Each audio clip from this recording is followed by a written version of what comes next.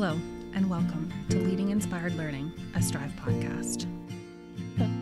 Okay, welcome to Leading Inspired Learning, a Strive podcast. I'm so excited to be here today with Lindsay Lapaquette. We get to have you live in the flesh all the way from Quebec. So it's wonderful to have you joining us here today. Welcome. Yeah, thank you, Allie. I'm so excited to talk to you. And I don't know if Dobby's in the shop, but we also have a furry friend with us today. This is Lindsay's son's service dog. And she gets to travel with Lindsay. So we get the perk of having a puppy wrapped at our feet. And I love it. I think we should do every podcast like this. It's great. So welcome. Yeah, Thanks for so joining excited us. to be here. Yeah. So you want to just tell us a bit about you for those? So Lindsay did come back in November to our system-wide day. We did a leadership session on get comfortable having uncomfortable conversations. And then you speak French, obviously. You're from Quebec. So you were able to grace our Francophone community with a session. And what was that session on again? Prendre soin de vous.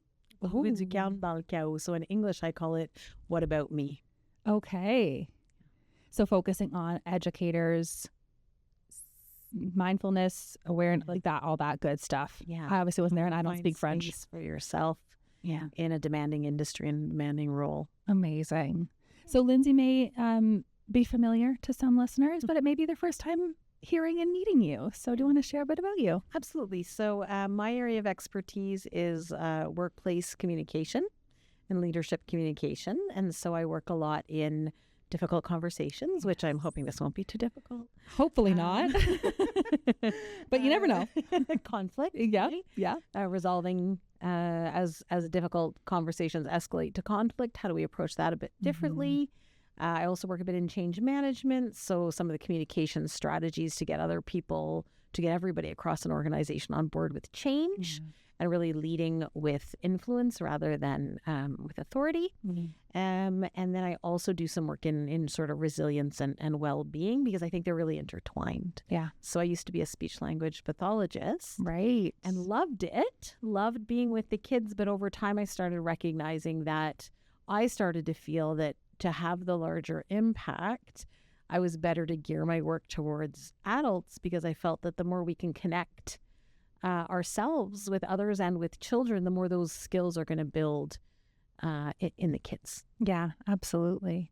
Well, I mean, they always, what's the expression? Like the calm, the children enter your calm. So it's really your presence and your ability to regulate. And, I think of a parenting side of things with two little ones at home. When I'm stressed, I shared a story about, when the second bowl of cereal hit the ground the other morning, I was done. Right. And my mom was like, "Oh, they're this way because you're stressed." I'm like, "I know." Yeah.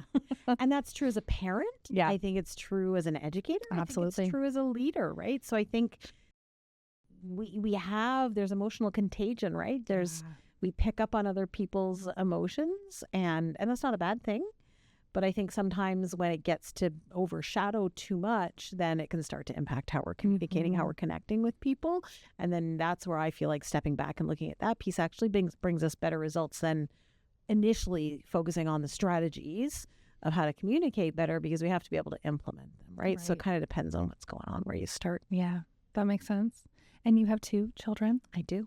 Yeah, Logan and Chloe. So I have a 15-year-old, 15 and a half. Okay, that's important. I know. I have a 4.5-year-old. I understand. Yeah. 5'8" and 3/4. Oh, yes. That's important too. And Chloe, who is just turned 14. Amazing. And they have disabilities. They do. As you do. So your work has really been intertwined with the disabled community and as a parent of disabled children, having to advocate for them too. Yeah, so it has deeply affected my work. I think both when I was a speech therapist and in the work I do today, because I think it gave me some lived experience that I didn't have around what it's like to not feel heard or to be told that the way you're doing things isn't the right way, but you know in your gut that the way you're being told to do it isn't working. But I found that I had trouble finding people to meet us in the middle. And so I'll give you an example. Yeah. We had seen somebody for an assessment when my daughter was 2, And she was having sleep issues, but that wasn't my biggest challenge. And the psychologist who was assessing her told us we needed to stop co-sleeping. So I decided at one point to start co-sleeping because I realized I can function when I get to sleep, and that co-sleeping helped. And I wasn't looking for help on sleep. Right. And she didn't give us help on anything else. I kept insisting that we were damaging our child by co-sleeping. And that was a moment where I really realized it wasn't a fit. Yeah. It wasn't a fit to be with her because she couldn't hear what I was saying. And so I started looking at, where am I doing that? And where else is that being experienced? And I think it's sort of our social culture a little bit here in North America. So that's really influenced the work I do today. Wow. So did you stop co-sleeping? No. Good. I did not. In fact, I filed a complaint with the College of Psychologists. I mean, yeah. Because the way the report was written made me out to be a terrible mother. And I thought, oh my gosh. So I also worked a lot with Indigenous folk, and I kept thinking, if I feel so unheard when I am used to the culture, it's my first language, I'm educated in a related field, so I have the vocabulary, well, then what does it feel like when I don't, when that's not my scenario, and I'm maybe more comfortable listening? And so that's why I have filed complaints over the years with things, because I think there's spaces where I have privilege. I need to use that privilege to address these kind of things. Well, and the advocacy that you're demonstrating in those situations hopefully helps it so that the next family doesn't experience something similar. Yeah. So you might have had to bear the brunt of that uncomfortable conversation, but hopefully in the long run that helped other families. That's always my hope. Yeah. So speaking of uncomfortable conversations, our leadership session that we did was phenomenal. Well, thank you. You shared some resources. We can link them as well. I think what I'm still curious about, and maybe we can just touch on a little bit for those that weren't there, is what to do when you're met with like a wall.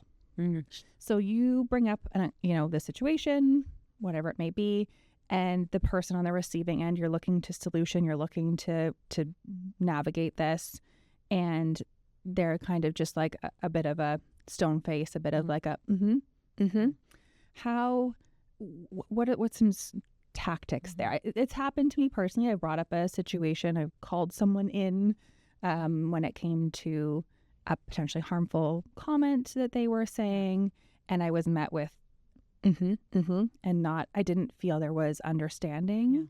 I didn't need anything from that situation, but I didn't know if it landed. Right.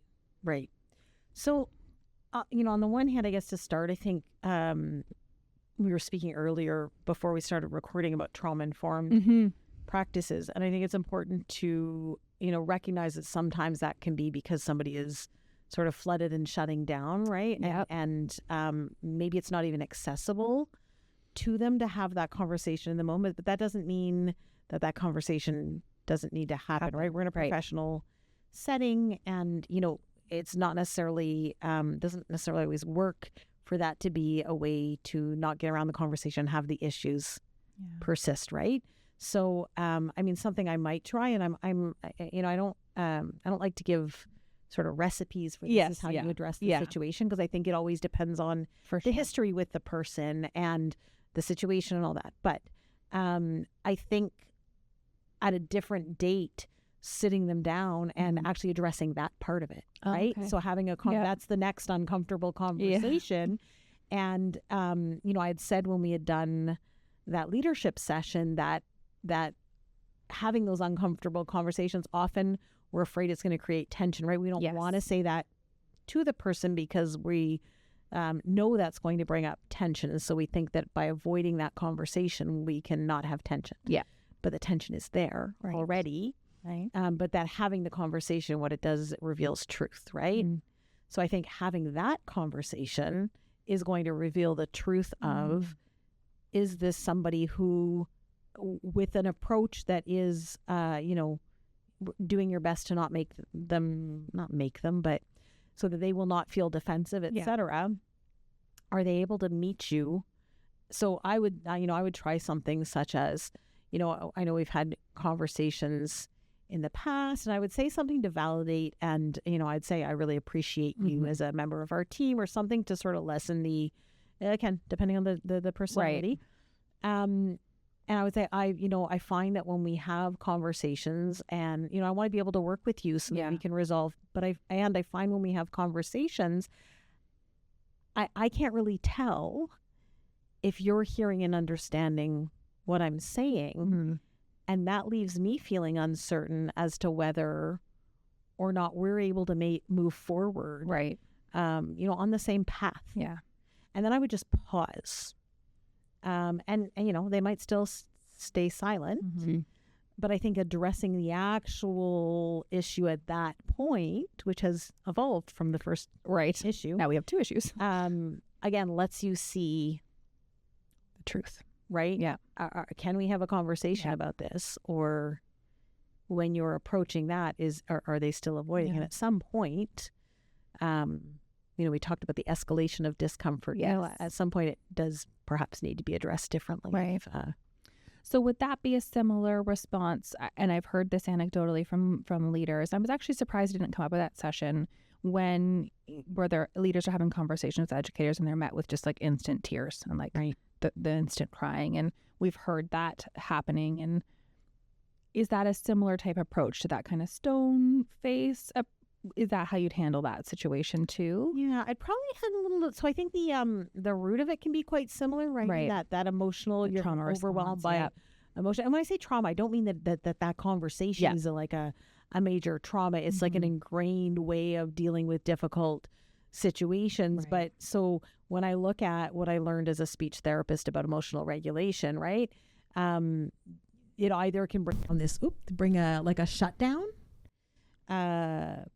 So where you're not even connected to the emotions, and that's what I got the sense of in the first situation, right? Yep. Or it can bring this heightened emotional state, and that's what I'm hearing. The tears, the second example. So same sort of root cause, but I think I'd address it. I mean, I think you could address it similarly, right? It's just the conversation. So let me back up. So I would address it similarly in that I think you need to address what is happening in that moment. So the conversation is going to be different. But, I find when we sit down to talk, I understand that these are sensitive topics for you, and I want to be here to support you. And I find that I have a hard time having these conversations, and then I might ask after that in that circumstance, what could we do to be able to have a conversation? What do you think would help you to be able to have a conversation and engage? So somebody might say, I need to hear first off what's going on. I need time. I need time and space to process. And then let's have a second conversation. But I would leave that to them, the first step, to see what do they think could make this easier. But I think also naming it, they might not even be aware. True. That's what always happens. True. Right. And I guess that's that pattern piece that you were talking about as well too, is if every time you're having a conversation with the educator and it's tears, this is a pattern now, and what are the next steps? Yeah. Or you could even in the moment ask, right? You might just pause and say, I'm noticing you're feeling really emotional about this.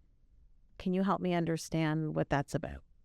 Again, it depends on if I'm with somebody who tends to be highly sort of aggressive in their communications, that's probably not the way I'd go. Right. It seems like the root of it all comes down to relationship and knowing the people on your team. If you're a leader in these situations, if you're an educator, knowing the families. We were taught in school, it made me think of this, when speaking to families and having to share, potentially a not so great thing about the day. So you use my kids as an example, not that they ever did this, but Scotty bit someone at childcare. We learned this like sandwich technique. Yeah. And I think that's the only thing that we were taught. That was the technique when I was in school. So something really great about Scotty's day, and then, and she bit Johnny, and but she had a great time playing in the snow. Like it was like these sandwich things. Yeah. Is that still effective? Is that still a tool we use? what would you say to educators who are having to share these kind of uncomfortable or bad news moments? I think it's more complex personally than the sandwich, because I think part of it is knowing where the person is when they're walking into that conversation, because that's how you can figure out where to meet them, right? So I had shared when we did the leadership session that my husband had passed away a year and a half ago, and I was talking about when the medical team announced that to me. And one of the first things they said to me was, what is your understanding right now of what is going on with your husband? And I, because of what I do, I knew they were trying to assess, where do I start? Is she of the belief that he's going to be fine and running a marathon tomorrow? Right. Or is she of the belief that he's going to die? Because that's a very different conversation. Yeah. Right. And I started recognizing that as a speech therapist working with families. If the family comes in thinking their child might be autistic, it's a very different conversation than if the family comes in thinking they're tongue-tied, but I still want to refer for an autism assessment. Right. So I think, yes, I think it's important to say something to build relationship, and I think it has to be genuine. I think we can't make up, I love how you're always so engaged, and the person is thinking, right? We need authenticity there. It has to. You have to really find something that is true, because people can feel that. I think whether you can consciously realize it or not. But I think knowing where the person is walking into the conversation helps you adapt to how you're addressing and what questions do you need to ask to understand their perspective. Yeah, I mean, I would imagine, the educator teams know I'm also a registered EC, so I come with a little bit of knowledge. And so biting would not be a foreign thing to me. So I would hope that they would approach it that way. But I have had instances, and I think I've shared about it on the podcast before, but when my son first transitioned to the preschool room, he wasn't even 2.5 yet. So he, was under that. He was probably about 2 years, he was probably about 2 years, 3 months. So he was still on the young side of things. And he had just been potty trained a few months before. And the educator at the time, I'd walk in her room and she'd say to me like, oh, are you helping him push his pants down to go to the bathroom? And I'm like, yeah, he's 2. Well, he needs to learn how to do that on his own. And so the way I felt receiving that, I felt defensive. Oh, and I felt defensive. I was like, listen, he is 2.5 years old. He does not need to know how to push his pants down. Absolutely, I will help him every time. And so should you, is how I felt on the inside. And what came out my mouth was like, okay, thanks. Right. Because I didn't. But then I reflected on it later, and we had just had these large conversations about care and the courage to care. And so then my ECE brain kicked in, and I did a bunch of research about it. And I was like, okay, actually, in this push for independence and this push for care don't often correlate. And educators are often pushing for care to make their lives easier. Or pushing for independence rather. When they want to make their lives easier. That's exactly what I was thinking. It's easier for them if they all 8 preschoolers can put their own snow pants on and get a store. So how is that demonstrating care? Right.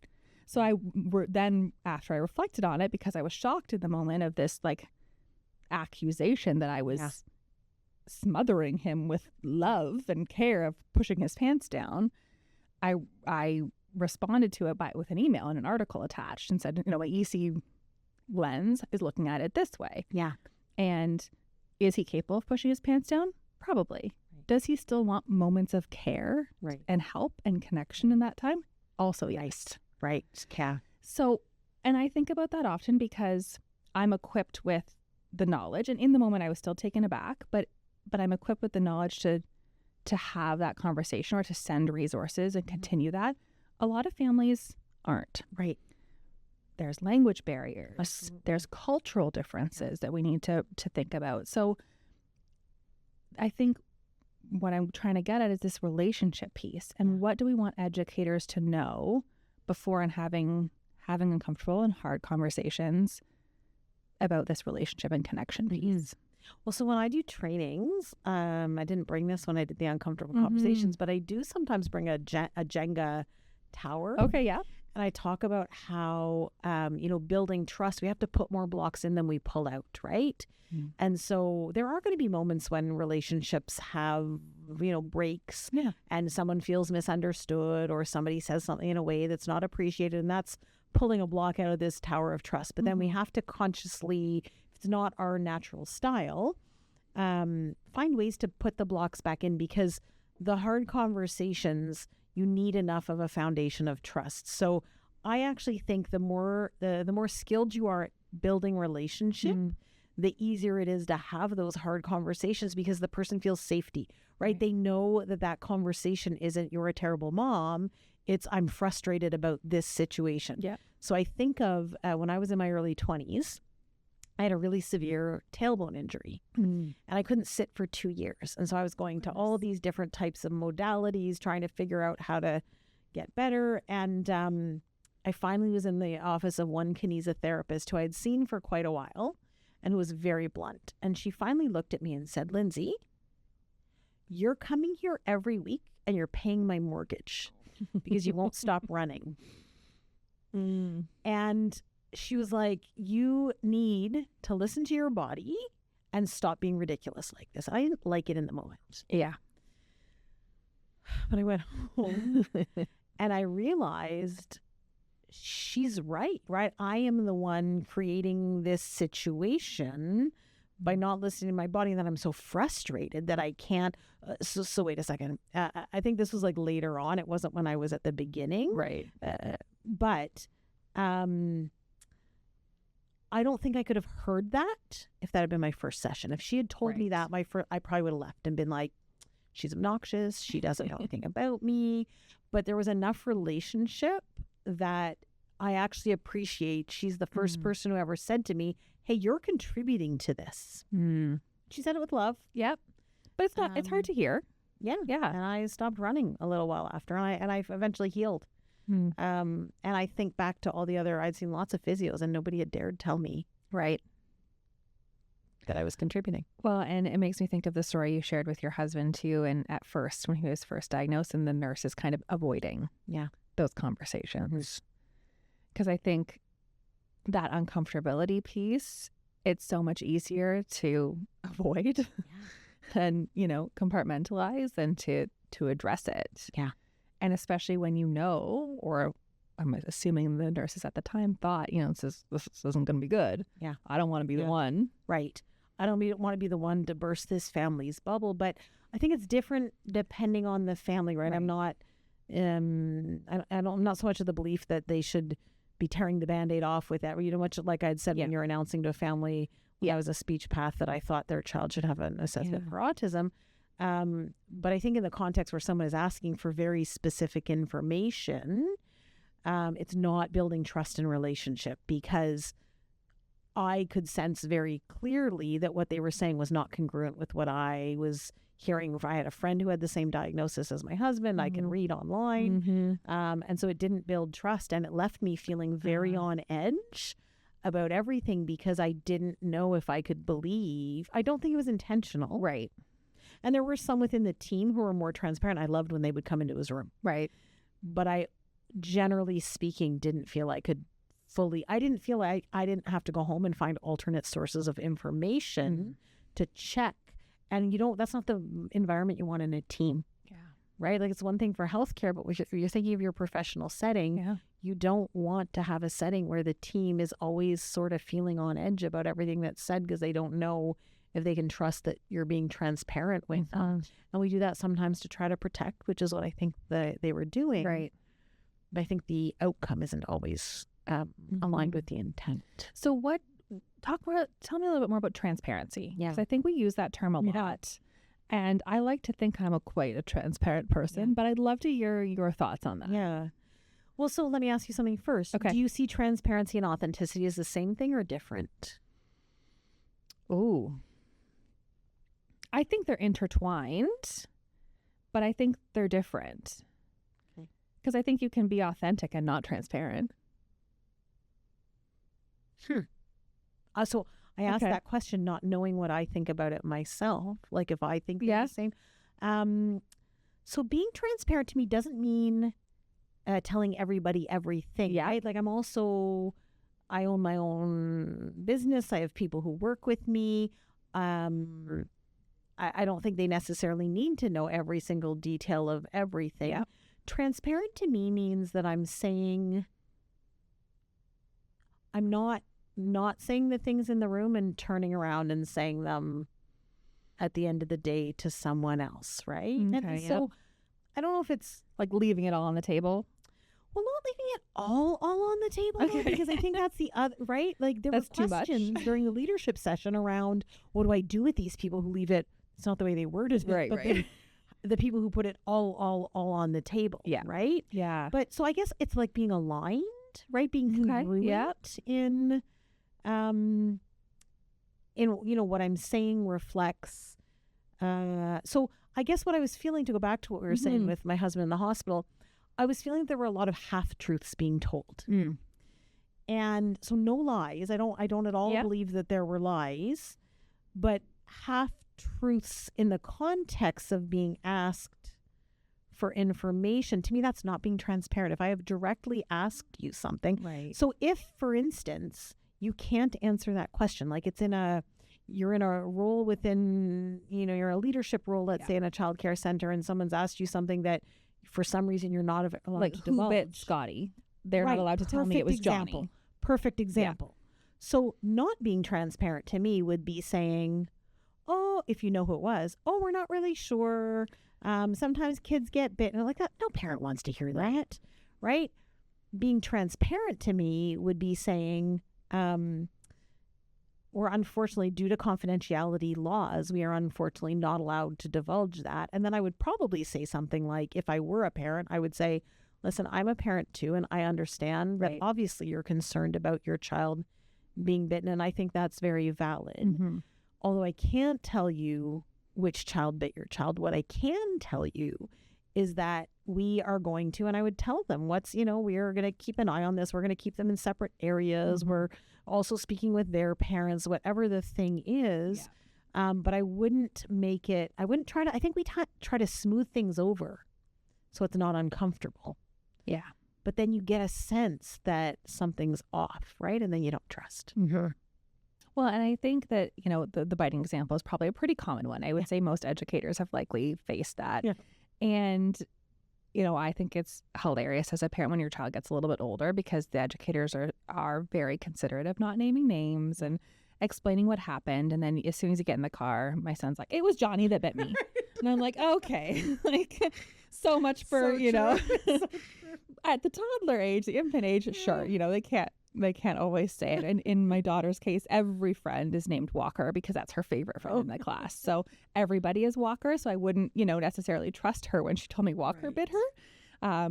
But when my son, was 3 and he could say, yeah, it was Johnny. I was like, okay, well, so much for that. Like, bless. Right. But I think that's a great example of that transparency. And I think the authenticity part that you brought out is also important to talk about, because and I think for me also, like, the vulnerability is tied into it a little bit too. Some people hold their cards really close to their chest, and that's fair. And that, for a number of reasons, I am not that type of person. All my cards are everywhere. And I'm happy to talk and share about anything, probably too much.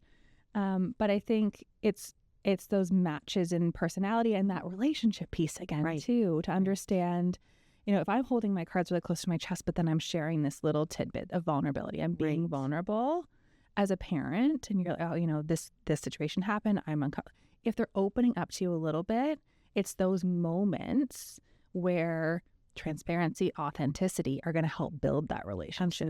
Absolutely. Well, so I just want to go back to transparency for 1 second because of your example. So that's the exact reason why I think what your example you shared about your son saying it was Johnny. Yeah. That's why the transparency to me is important, because what if your son not only says it was Johnny, but you've said, I don't know, I didn't see it. It was Johnny and Allie was sitting right beside him. Right? Well, now I'm like, wait a second. Yeah. What happened? Right? And now I don't know who to believe, but there's a lack of congruence. So to me, you're not going to get into that if you're just transparent and say, I'm not allowed to share, right? Yeah. So to get back to the whole piece on authenticity and vulnerability, I think we have misconstrued authenticity to mean you must have all your cards on the table. Yeah, being authentic means saying whatever you think, top of mind, no filter, right? No, I don't think that's. I mean, I don't always have enough filters. Same. My cards are like falling out of my pockets as I walk down the street. But I've also leaned into that is who I am. I am comfortable, and that is not authentic to someone else, right? Mm-hmm. And so respecting, for instance, my son has asked me not to divulge why he has a service dog. Okay. If it were my service dog, I am comfortable with that. Yes. That is not authentic for him. He's more a cards held closely, right? So I think it's showing up in a way that feels aligned with our values and aligned with who we are and what we need to feel safe and well, right? And then I think we need to respect that just because I am comfortable telling the world things, I'm not sure I was when I was his age, right? And so I don't think one is better than the other.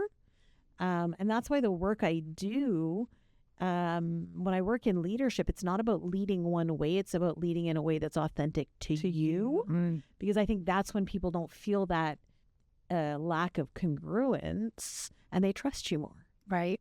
Right?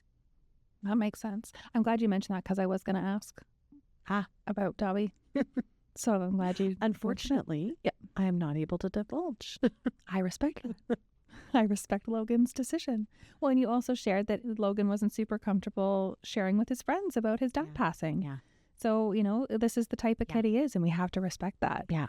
And I think, too, that's one thing that having kids has really taught me is that I can maybe not always understand their decisions, but there's a reason for it, and that I need to watch pushing my way of doing things. And I think we get into doing that as a leader, and I think we get into doing that as an educator. Or as a human agree being, I more. might say. Yeah. Yeah. I think that there is a lot of inherited, we do these things because this is the way we've always done it. Oh, my goodness. We've always done it the sandwich method. So we're going to stick with that. We've always... I remember when I became a director, there was like it was one of those like cushy rubber flooring around the climber to for safety, right?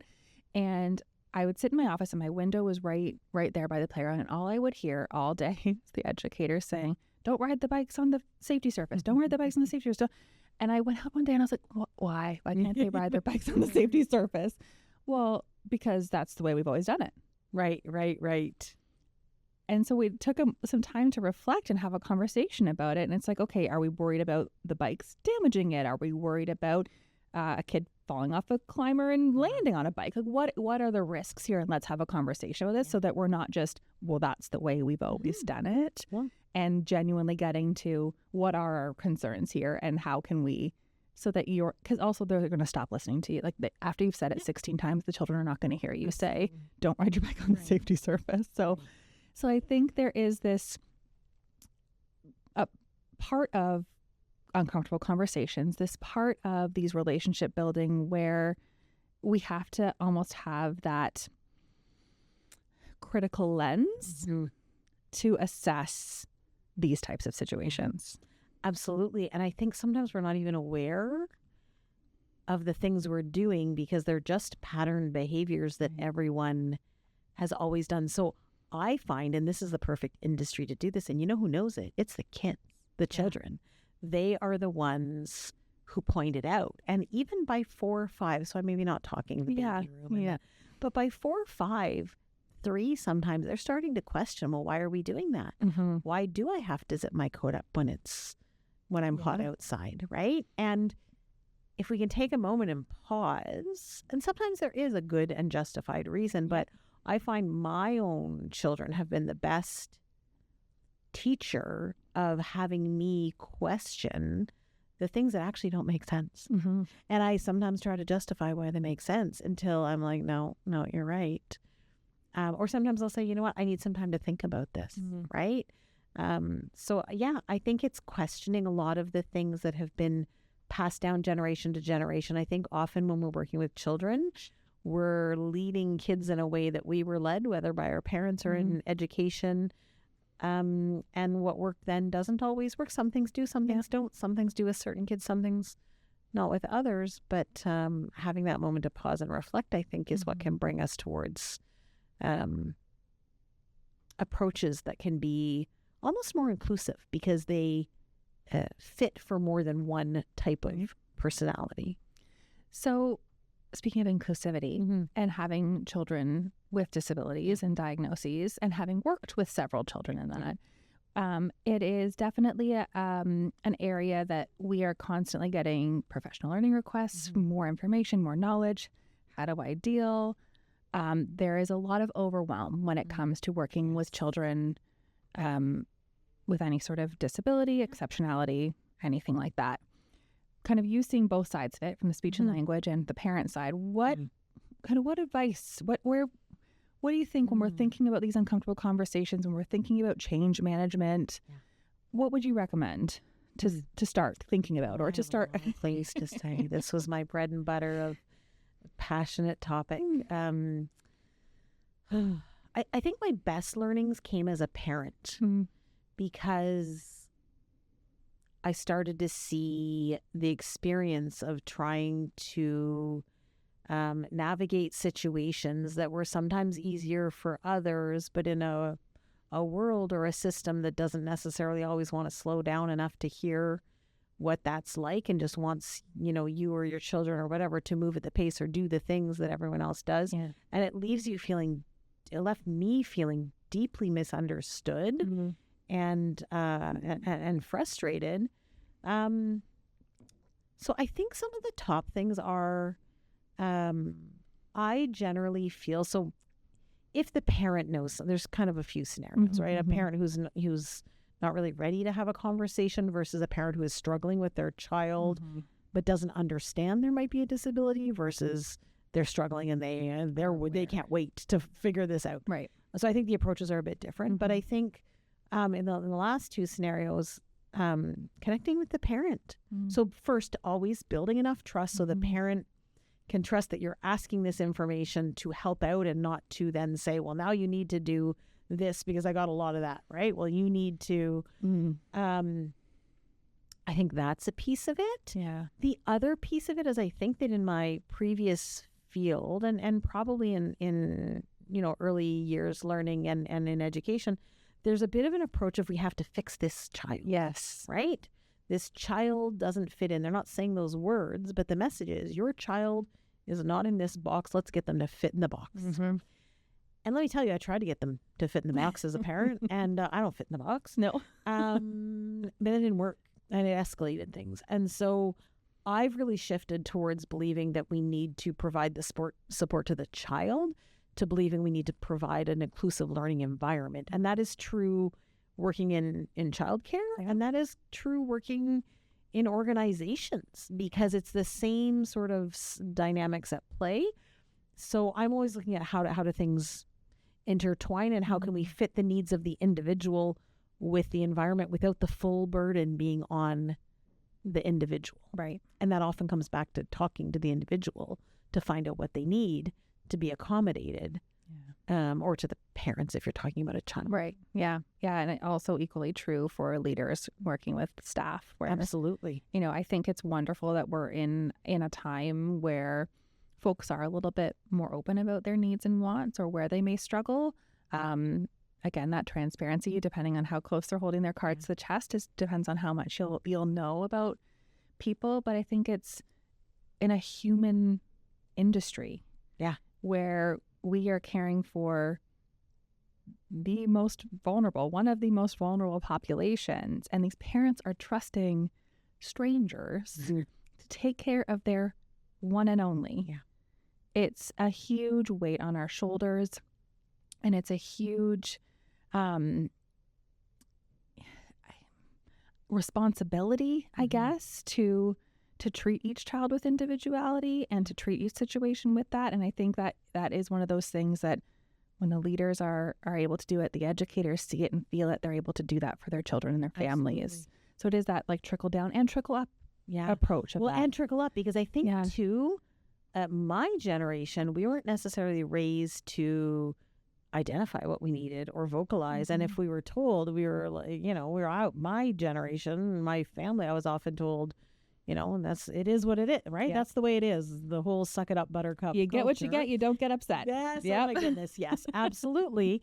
And so I think also there's many adults who don't even know what they need, right? If you were to explicitly ask them, they're not sure. And then there's sometimes a vibe of, people don't verbalize this, but because I don't know what I need, how dare you say what you need, right? There's if you're not comfortable setting boundaries yourself and advocating for what you need, how dare somebody younger do that? So I think sort of recognizing that too, where do we all need to look at what we need to function well in any setting, again, whether it's a workplace or with a child.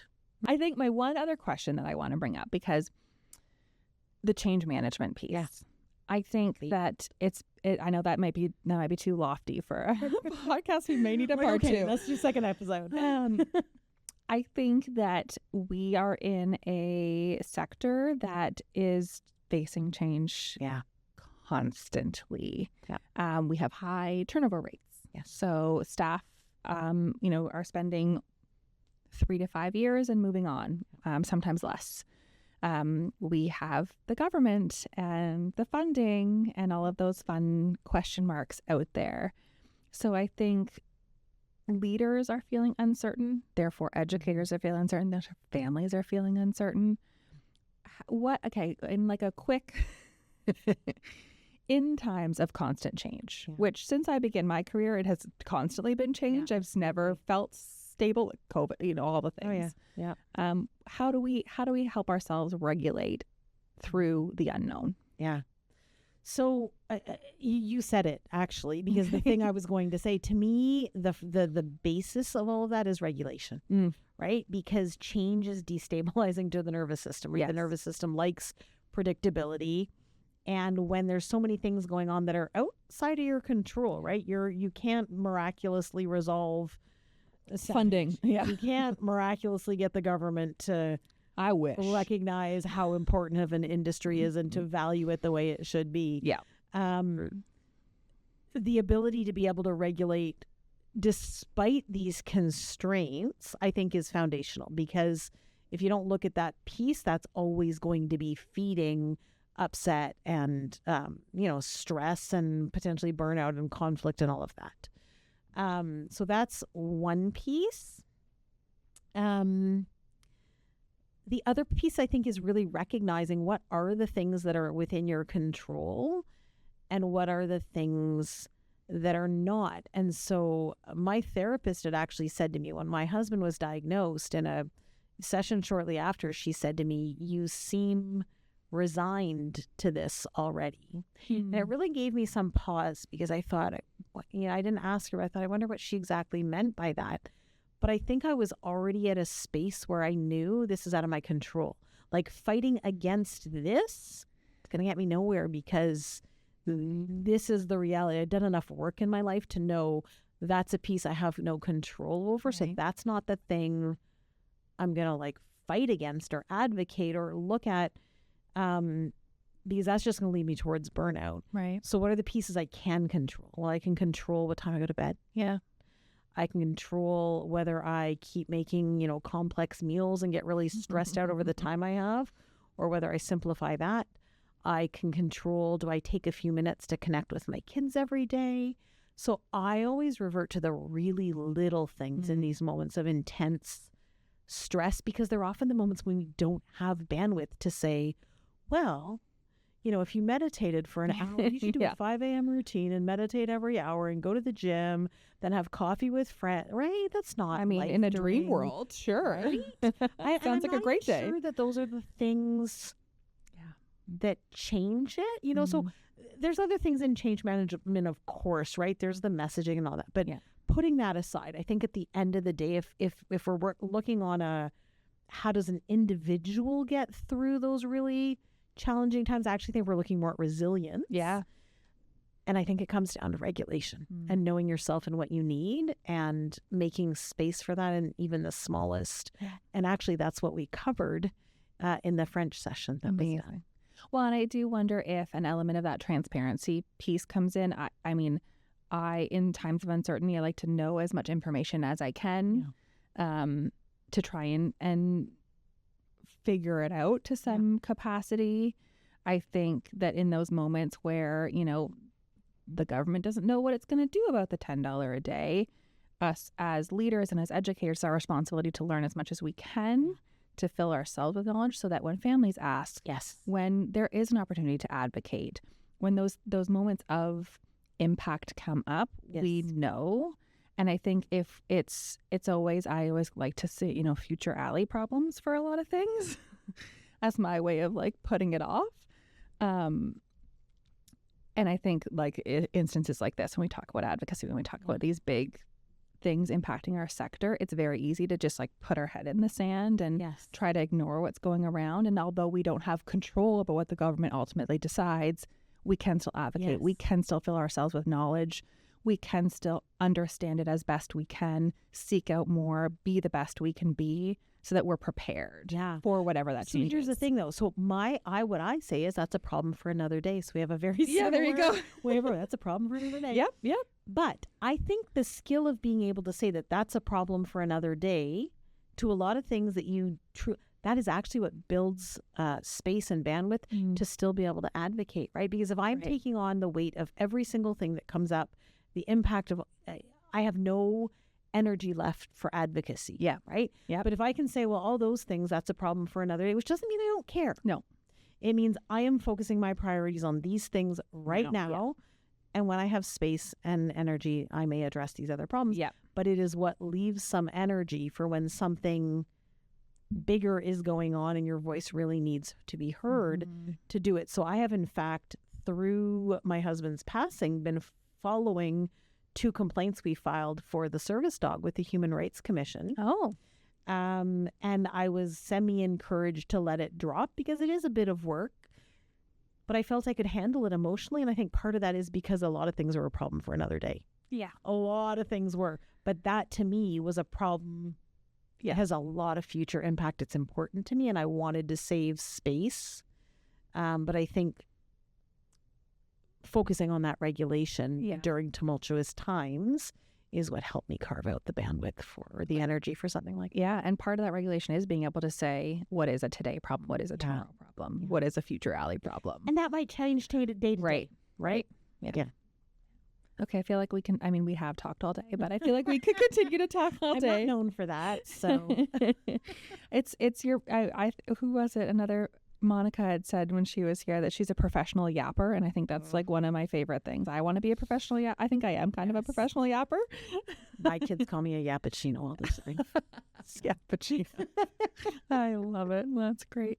Well, Lindsay, thank you so much for being here. We so appreciate it. I love these conversations, and we're so lucky. I'm so grateful. I loved it. Thanks, Em. Thanks so much for listening. You can connect with us on Instagram at Leading Inspired Learning Pod or on our website at striveswo.ca/podcast. I would love to have you tell a friend or colleague about this podcast. Thanks again for listening. Please join us next time.